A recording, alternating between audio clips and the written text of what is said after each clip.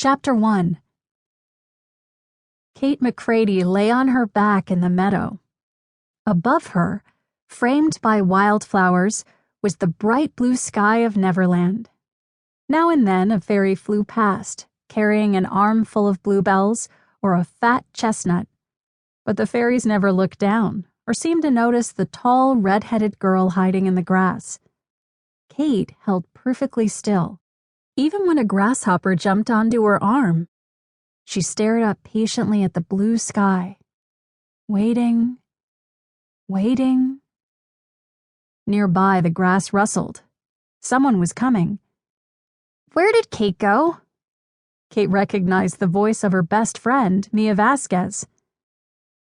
I don't know. I thought I saw her here a minute ago. That was Kate's other best friend, Lainey Winters. Guys, wait for me! Called a third girl. It was Mia's little sister, Gabby. They were getting closer. Kate stifled a giggle. When they were almost on top of her, Kate popped up from the grass, shouting, "Boo!" The girls shrieked. The flowers in their arms went flying. Kate stood up laughing. "Ha ha! Got you!" Mia gave her a playful shove. "Geez, Kate, you really scared me," she said. She bent to pick up the flowers she'd dropped. More flowers were woven into her long, curly hair. "You told us you were going to pick some daisies." "I did pick daisies. They're here somewhere." Kate looked around and spotted them.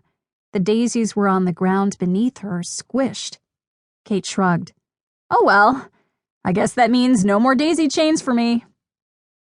"You're the one who said you wanted to try making them," Lainey pointed out.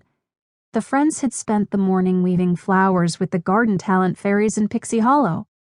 Mia, Lainey, and Gabby were all wearing colorful wreaths of buttercups, bluebells, daisies, and tea roses. "I guess it sounded like more fun than it is," Kate said. Her daisy chains never came out quite right. They always looked lopsided or fell apart, even with the help of fairy magic. So what? Kate thought. There's more to life than perfect daisy chains. Ever since they'd discovered the secret magical passage that led from their world to Neverland, Kate and her friends visited Pixie Hollow whenever they could. Every time they went, they had a new exciting adventure.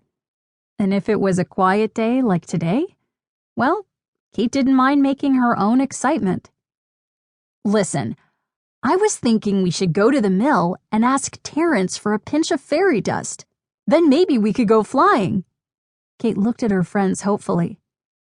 "No thanks," Mia said, as Kate had feared she might. "No flying for me." When Tinker Bell had first taught the girls to fly, they'd all ended up in Cavendish Stream. Since then, no matter how hard Kate tried to convince her, Mia had refused to try it again. "Come on," said Kate, trying one more time. "It's just like riding a bike. You might fall a couple of times, but once you get the hang of it, it's easy." "Nope," Mia shook her head. "We're in Neverland. Don't you guys want to do anything?" Kate asked. "We are doing something. We're making daisy chains," Lainey said. "I meant anything fun," Kate replied with a sigh. "Why don't you go?" Mia suggested. "We can stay here and finish our flowers." Kate didn't need to think twice. "I'll just go for a little while," she agreed. "We can meet back at the home tree." She could practically feel the wind on her face already. Kate said goodbye to her friends. Then she hurried to the mill, which sat on the banks of Cavendish Stream. The fairies kept their dust there, sealed up tightly in pumpkin canisters. Fairy dust was precious.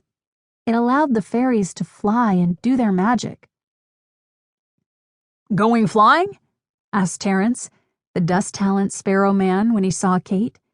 He sprinkled a thimbleful of dust over her. "Just out for a spin," Kate said. She pushed off the ground, and in a few seconds she was as high as the treetops. Kate flew away from Pixie Hollow toward the big bend in Cavendish Stream. This was where Tinker Bell had brought them.